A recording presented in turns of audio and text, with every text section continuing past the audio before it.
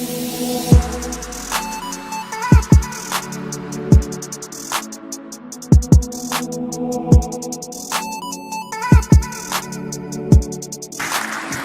good morning. Right. Oh, they can hear us. Yeah, That's yeah, awesome. no, it works. Was there something about not bringing any opinions? I don't know. I mean, We're too late for us to change the keynote. There's plenty of opinions.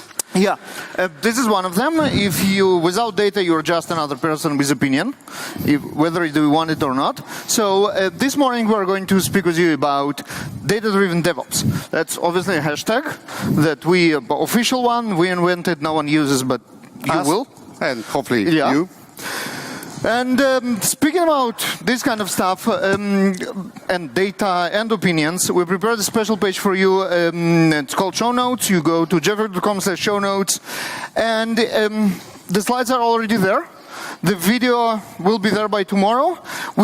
Everything that we're going to talk about is there as links, so you don't really need to take notes or take pictures of the slides except of this one. No, they should take pictures of the slides and tweet them. Yeah, only for that purpose, because otherwise everything is there.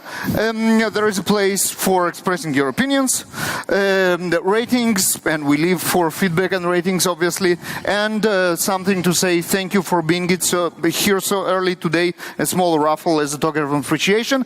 Jeffrey.com/show notes. The link is also on each and every slide, so even that you don't need to take picture of. All right, well, this is Baruch Sadogursky. Baruch on Twitter. I am a developer advocate and head of developer relations at JFrog, and we are obviously great fans and sponsors of DevOpsCon. We have our booth out there to talk about stuff which is related to JFrog, as opposite to this. We won't talk about JFrog products here, but you can definitely go to our booth. We also have super awesome t-shirts. You should visit us. This is Leonid Ingolnik. I am at Ingolnik on Twitter. I run engineering at the company called SignalFx, where we build observability tools. God, this is too early in the morning. Too early. I know, for the third generations of architecture. So if you want to talk about observability, we don't have a booth here, but I'll be around for an hour, so if you want to chat about that. Yeah. Let us begin. Let us begin. So we will start with a very sad story. And that's a story about cobbler children who have no shoes. Poll time, we saw your reaction for beers and everything. We need we need some more participation. Yeah, we need to do better by the raise of hand, how many of you are software engineers in the room? Almost about 80%. 80%? Yeah, 80%. You know, keep your hands up. Keep your hands up. Keep your hands up. How many of you are optimists? Any Continue optimists? to keep your hands up if you're an optimist. Okay, here you go. Same people, not surprisingly. How many of you think they know what they're doing? Most of the time, at least. Okay, so we kind of dropped a bit. It's not. It's about 70%. Yeah, but it's the same people. It's the same people, and that makes perfect sense. There's science for that. Yeah. So the problem with your optimism is that it is an illusion. You think that you will manage and everything will be good because you think too good of yourself. You're a professional, of course, with many, many, many years of experience. And that brings another problem. Your self-esteem or your self-confidence is a problem of its own, because once you succeed in something, you are sure that the next thing you do will be as successful as the first one. And that has only one consequence. There are a number of consequences. First of all is that's a Venn diagram, and that's officially my favorite slide. It is a real Venn diagram. Anyone feels that way? They're self-confident. They're naturally self-confident. And optimists, yeah. But also then there is the other thing, right? 80% of the software is 80% done 80% of the time. How about that? Familiar with that? Anybody? Okay, this is... Baruch and I occasionally indulge in some furniture building, and I remember his wife over the weekend asking us, hey guys, are you going to be done? We were done in 2 hours for most of the 3 days we were building that thing. Yeah. It was always like 2 hours. 2 hours. In 2 hours we're ready. Yeah. After some time, my wife, she wanted to prepare food for the time we are done, and then keep it warm, and then just keep it from spoiling, and then she gave up. Well, I think she went to bed. Yeah. And those things are hard to give up, right? That self-confidence, because you've succeeded before and you're doing something new that seems similar to what you've done, hard to give up. It's also a matter of sunk costs. When you start doing something and you are 80% done, why would you give it up? It's almost there. It's almost there. It's almost there. Right. And that's what brings us to this. Who can tell us, what is this picture?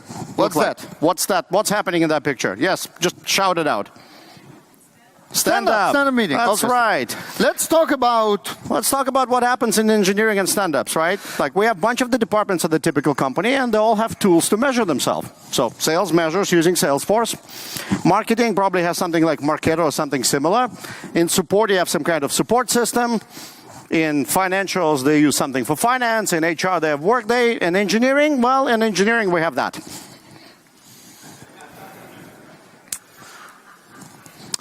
Now, the problem is that when you have systems that omit data, you can talk about that. You can hold each other accountable.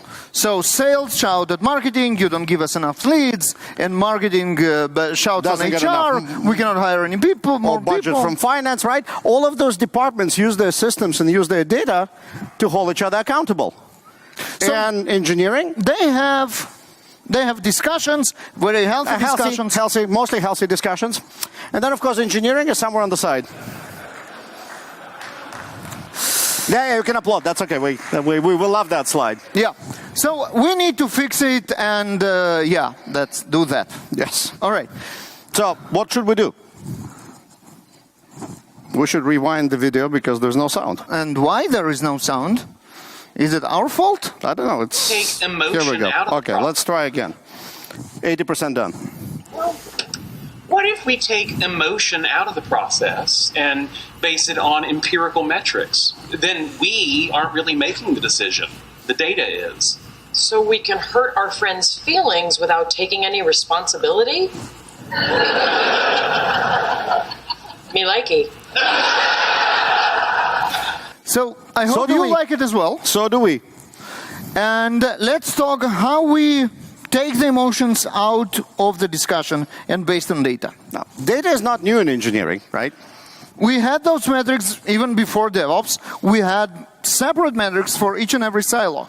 There was metrics, good metrics, or metrics in dev. There are some in ops. There are some in QA. So the question becomes, what happens when DevOps comes and you combine all those three disciplines, and what should you be measuring? And we're looking for kind of one metric that will take our kind of demolition of silos and everything is bringing together, and we're going to look for this golden metric. Like we had one in Agile, right? It was called velocity. Yeah. So what is that one metric for DevOps? Any suggestions, anybody? That's too early.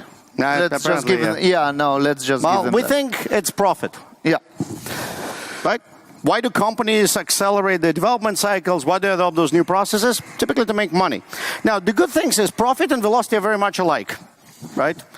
They're easily understandable. Everybody knows what good velocity looks like. Everybody knows what good profit looks like. They're also very unifying. People can get behind it. When velocity was agile, we need to move faster. Our burndown chart should be better, and everybody get it. Oh, speaking of burndown charts. We'll get to it. We should and talk. Profit is also like everybody get to it. Speaking about burndown chart, let's do that. So let's do some baselining. Again, by your raise of hand, who knows what velocity is? And keep them up, keep them up, keep them up, keep them up. Right, I know it's early in the morning, it's tough. All right. Who knows what a burndown chart is? Some hands went up. Yeah. Okay, good. Who has a burndown chart at their job? Okay, typical. yeah, now we see That's getting most better. of the people went down. Who looks at that every once in a while? Okay, now we can start counting hands. Hands. There's We have like less than a dozen, I see. Yeah, no, Maybe a bit. about a dozen. Most important question: who trusts their own burndown chart? Okay.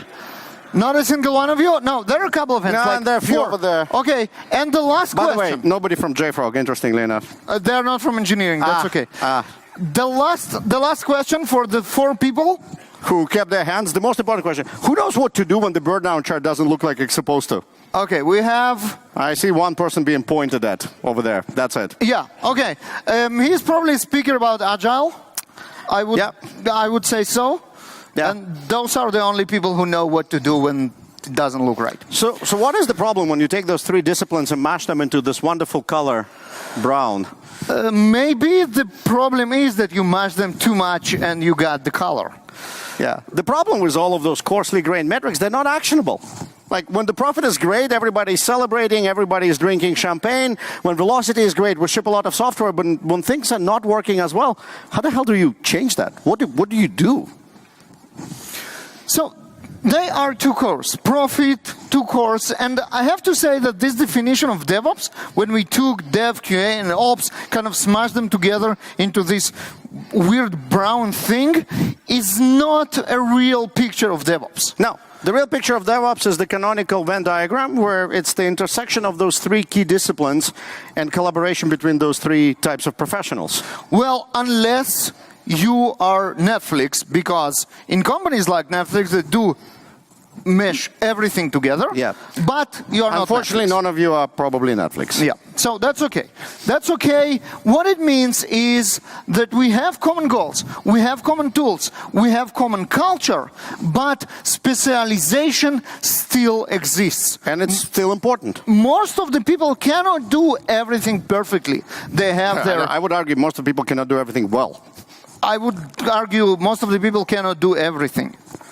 But that's so we have specialization, right? We have some good things that we do. We know about others. That's the T-shaped personality. Yeah, you know a bit about a lot and a lot about a bit. And the most important part that actually DevOps brings is the collaboration between them. Right. Same for metrics. Remember the different metrics that we have for each and every department or specialization? We have this common one, but they still exist. Right. And the most important part, they collaborate. That's right. So how do departments collaborate using metrics? We'll give you a couple examples. Here's a diagram across way of development. You know, what does developer get affected by that ops can deliver, right? For example, build environment times. For example, release pipelines, right? Is this thing stable? Can I push the button and deliver something to production or test environment? Another example, fake reopen count. If the QA doesn't do their job right and keep reopening tickets which are actually closed, they interrupt the development flow and slow down the velocity and the release cadence. That's right. And there are many others. Like all of those departments can collaborate with each other and can hold each other accountable using those types of metrics. And obviously, just to remind you, DevOps.com's the show notes have the slides, so you don't have to read all of it now.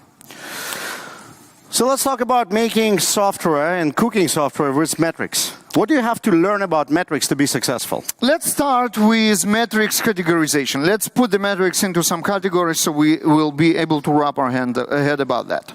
The first category is why we even measure. Like, why do we care? Right. Well, one of the more often known ones is, again, ROI, return on something, right? Return on investment. Do we do the right thing? Do people line up in front of our restaurant? And that's the first McDonald's in Moscow in 1989. There's clear ROI in that line. My sister is somewhere there in this line. And yeah, obviously that's the right restaurant. And the question is why? How do we measure? Right. Why else do we measure? We typically measure if we wanted to know if we improved on something, right? We track a particular metric because continuous improvement is how you typically go from point A to point B. Those things just don't change overnight. Yeah, and so, for example, you didn't laugh at our last joke. If we do a better job, you will laugh at our next joke. So we improved. We will try that.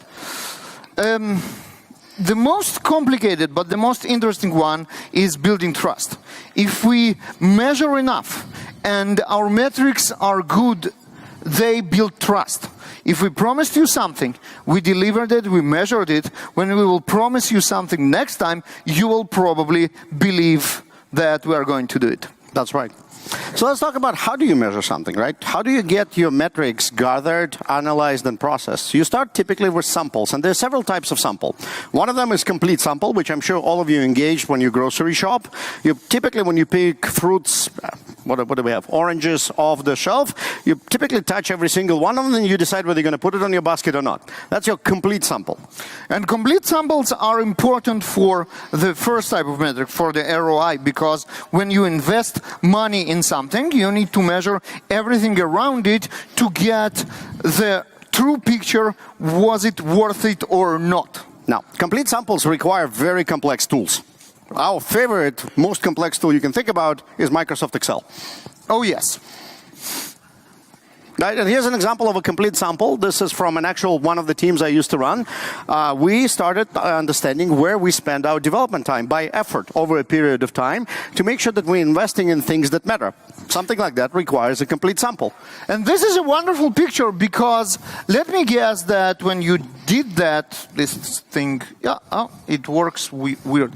This thing, big feature A, I guess that was the highlight of your sprint? Probably would have been of the release, but it's only 13% of the invested time. And this is very, very surprising, at least for me, because I expect that when a team works on a feature, it invests 80% into it.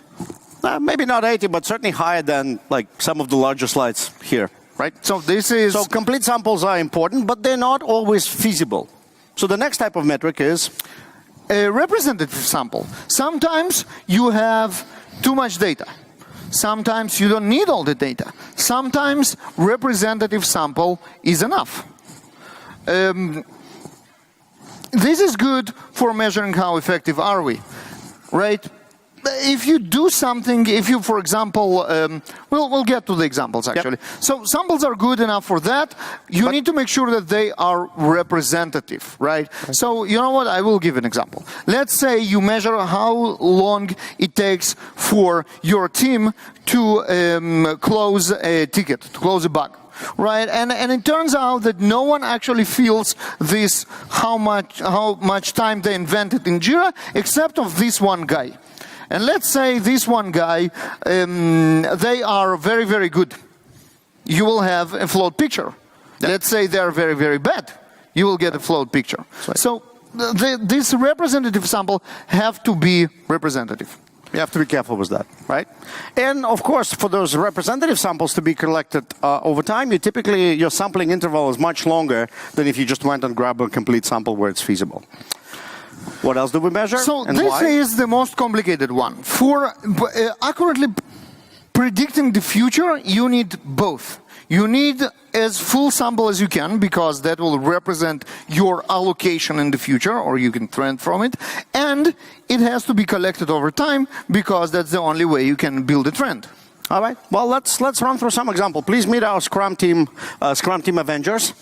We're going to run through some, hopefully not so anecdotal examples with them and see what they've done by measuring things and how they improved their life. So you remember how it starts. It all starts with anecdotes from the daily stand-ups. This is how we used to do it, and we used to take what is said there for granted. So one of the examples, Scrum Team Avenger complains that they never get enough test environments from the ops. And this is why the QA is suffering. Ever happened to anybody in the room? Oh, yeah. Yeah, the rest are too shy. Right. So what do you do? Without data, you just like, well, guys, try to do a better job in working with those environments, or you just throw money on it and provide more and more environments. Which is typically not enough. So this is a real example from one of my teams. We started looking at a dev environment and test environment utilization. And as you can see, we had 10, which is the orange line available, and they were, if you look at this data, they were kind of pretty busy. That's why kind of understanding what the data means is important. So we started looking at this data differently. Like the data doesn't really look great, but what's underneath? Well, we started looking at how, by engineer, how many days on average do they use each of those test environments. And as you can see, everybody up to Baruch was doing quite all right. Including Baruch? No, 10 days seems too much, like 2 weeks. But everybody else... It's calendar dates. Yeah, we had people, as we found out, that would check out a test environment or some kind of environment, just not return it. So that explains why we never had available environments. Right? So what do you do? Well, number one, we immediately added some more environments. You see orange spike over there, but they immediately got consumed because the behavior of the folks has not changed. And then we wrote a little tool that would nag you for a few days after a certain expiry time, and then would just return the environment back to the pool. And so as you can see, our average utilization actually dropped in this particular case. So this is an example of continuous improvement when we actually don't need the complete sample. Representative sample was enough. We had like 15 people that we actually monitor the behavior. Probably the engineering team is much larger, but most of them do the same, so that's okay to take a representative sample. We did it over time, and this is how we knew that we made a continuous improvement. All right, let's try one more. Those tests are failing, CI is failing, it's Friday, I'm trying to go home. Those QA guys, they can never write a stable test suite. Ever heard one of those? My code is fine, is the test suite that is failing. Yep, so what do? Well, again, another example, we started actually gathering data. Every time a test suite would file unnecessarily, we asked the developer to go file a special type of defect in Jira, test suite stability. And that's a custom type that you can easily add in Jira, and then every time, it's not my fault, it's the environment, just go ahead and file it under the environment. And we started looking at the data, and if you look at this chart, the trend here is, the way you read it is, the red line is the incoming cumulative line of stuff that got filed. The green line is what we started fixing because we found out that there were actually stability issues in the suite. But the interesting part is, at some point, like in March, we got to the point that flats out. Right, we kind of shook the system out of all the key issues. We left a couple that maybe were too difficult to fix. But as an example, again, of using data to improve the collaboration between the teams. And this is a return of investment. If we want to fix all the issues with the environment, we need to know about all the issues. This is where complete sample is important. We need to know about each and every occurrence. The third example is about trust, right? So we have what we used to call the ops team. They don't trust the developers want to break things, and here they come with their new shiny garbage collector for shiny Java. toy, shiny garbage collector, as long as garbage and shiny can come in one sentence. It's called Shenandoah, and they claim it's good, but we don't trust them. And it's holidays, nobody wants to deploy anything.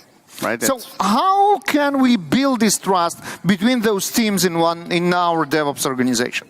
So we need to gather data. So our engineers that actually think it will be an improvement go to the lab and set up lab environments and test different types of garbage collectors. And as you see here, the bottom line, the purple one, is the system background, and just above it, just a tiny addition to it is the Shenandoah, the green one. And all the rest are all the chart. Pretty strong improvement compared to the rest. Now, this is not a real sample. It wasn't taken in production. But if the teams believe that it's sufficiently representative, you can do something. And this is a real example. So the teams did. Yeah, and then something very nice happened. That's a real-world example from the biggest, I think, social network in Russia, serving billions of transactions every minute. They did implement this change, and you can see the latency, the GC time right here. One to nowhere, right? And the only way it happened is because the operations team responsible for the stability of the environment trusted that the data that was presented to them to implement such change was representative and sufficient. Yep. And we would like to summarize it with a couple of tips and tricks about how do you go about that. Data can be a very powerful weapon. Can be used for good, can be used for bad. So we want to make sure we use it for good. So what's the most ridiculous and wrong thing to measure in software engineering? Anyone? The worst metric for software engineer productivity. Anybody? It's not that original. Lines of code over there. Yes, I heard There you go. it. Thank you very much. Obviously, lines of code. Lines of code is a horrible metric because it completely misses the point of what's important in code. Right. The other problem with data, it's very easy to over-gather data and get hooked on data to the point where you're thinking about nothing but gathering and analyzing data. So data overload is good. And if you remember our example with test suite stability, at some point when we reached the saturation, we didn't have anything to measure anymore, to fix, we basically stopped measuring. We stopped caring because it takes time. The measurement and reporting and analysis, they take effort, right? And it's not free. Another very important point, and it's kind of obvious and self-explanatory, but since we are talking about do's and don'ts, make sure that your data is reliable.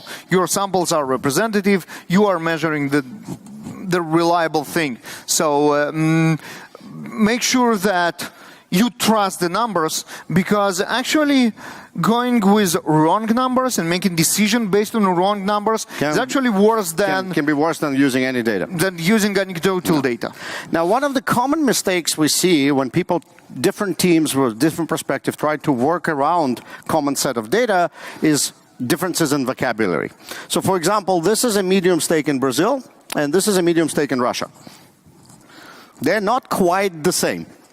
So if you are in Russia and ordering medium steak, you should expect some different type of result than if you were in Brazil. So common vocabulary around the data you use to make your decisions becomes extremely important.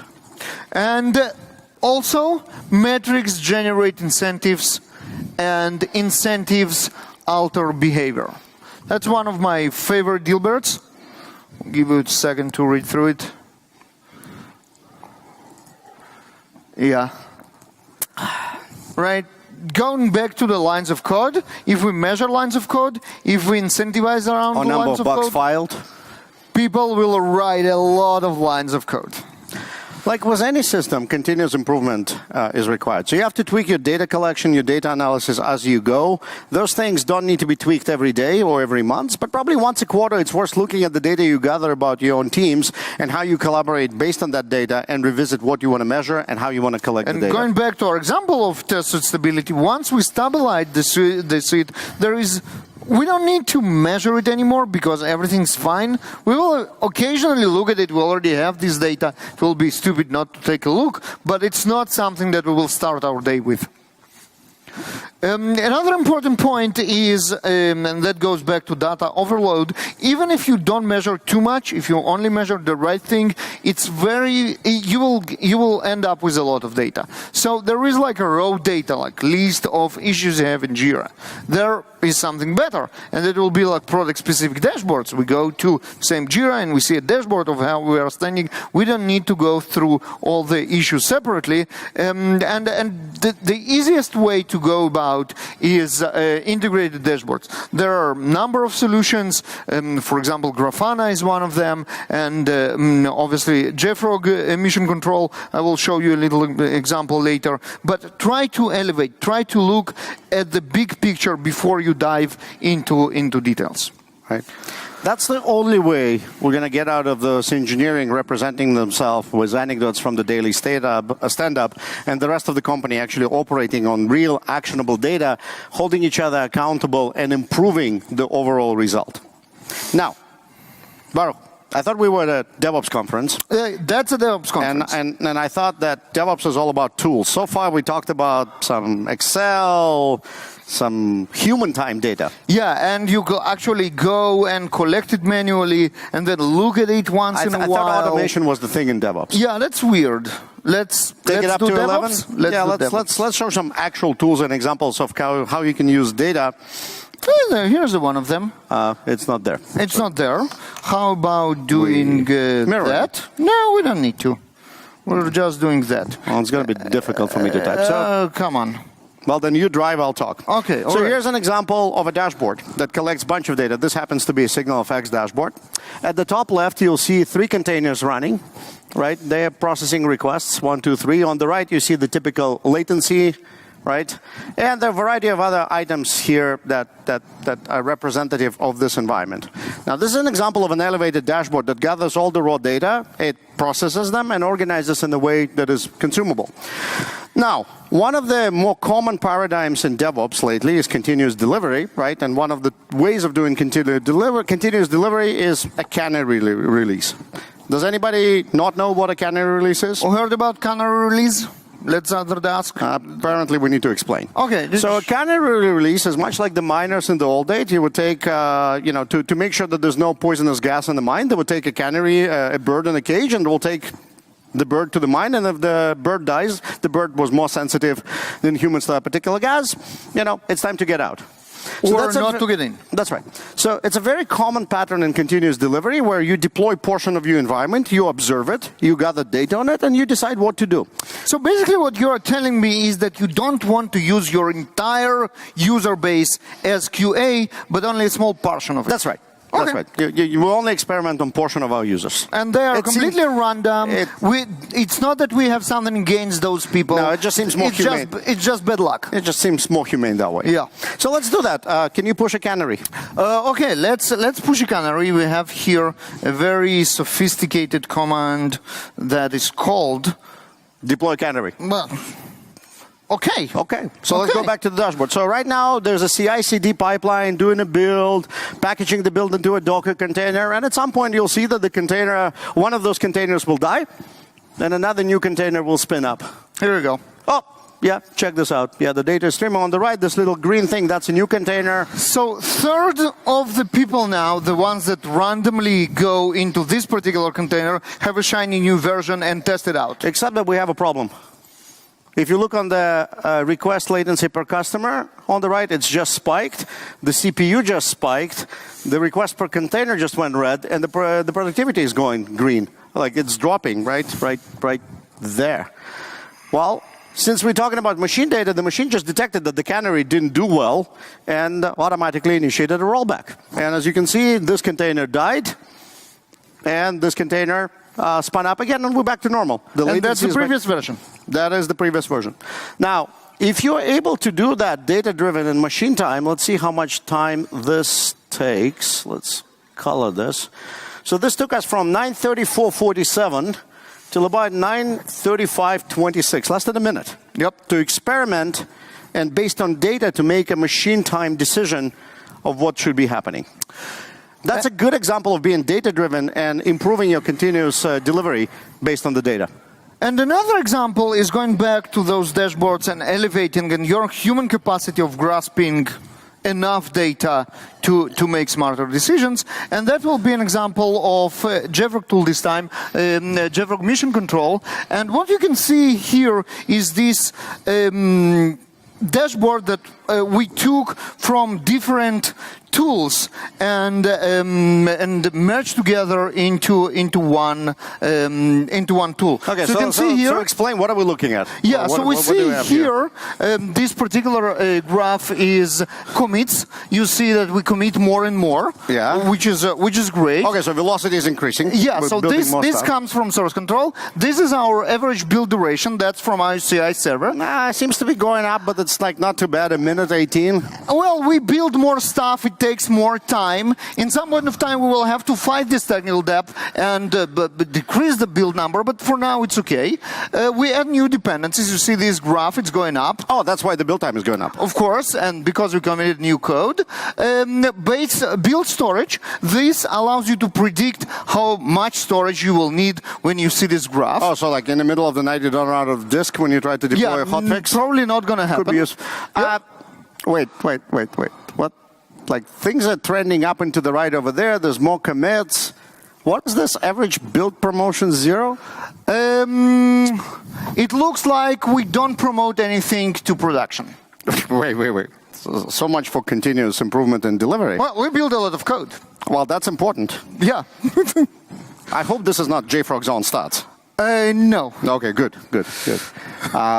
So what's up with that? Why is it 0? Here is your answer. Oh.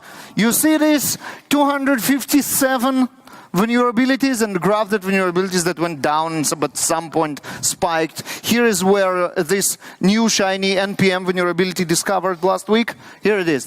We used a lot of dependencies that used it. So this data is used in your CI pipeline to stop the build? This is why we didn't promote anything, because you really don't want to promote a build with this amount of vulnerabilities. Yes. I wish more people were like you. Yeah, so this is a good example of gathering metrics from completely different systems, right? Source control, CI, Artifactory, and bringing it to something that can be reviewed in human time, gathered by machines, effectively presented, and some decisions can be made on that. Right, so we merged together tools from different silos to give you a DevOps picture, I would call it. So if you want to start a data-driven life, we encourage you to start with human time metrics, right? Excel is a perfect tool, but ideally, as you continue to progress in your evolution, you want to start going to machine time and machine time decisions and machine-gathered metrics that are fully automated. And as you saw, Amy and Sheldon, it's about that. It's removing the blame game. We don't need to tell you, no, you don't do a good job. The numbers say it. This is very convenient. Right? It obviously creates accountability, but most importantly, it creates that trust. DevOps is all about increasing velocity and therefore hopefully leading to profit. More often than not, velocity requires trust between different disciplines. The only way to build that trust is with data. Common base for discussion. We are not fighting between us who's to blame. Instead, we are talking with numbers and we have this discussion. We are now participate in all these, no, you don't give us enough money, no, you don't provide us with enough leads. Now suddenly we can participate in this discussion and blame everybody else with numbers. All right? And of course, as we talked throughout the entire talk, we believe that data and data-driven decision and data-driven collaboration across the key disciplines does create DevOps. This is it. This is the collaboration which is the cornerstone of DevOps. This is what changed culture, because we cannot live in our silos anymore. We need to go out and speak with people and collaborate and communicate. This is DevOps. And so now we do have magically a couple of minutes for Q&A. Just to remind you, at Baruch, at Ingolnik. This is DevOpsCon 18. When you praise us on Twitter, please do use this hashtag. Obviously, Datadriven DevOps, the hashtag that we are trying to hype here around. And show notes, the slides are there, everything is there, video by tomorrow. And we do have a couple of minutes for questions. So thank you very much.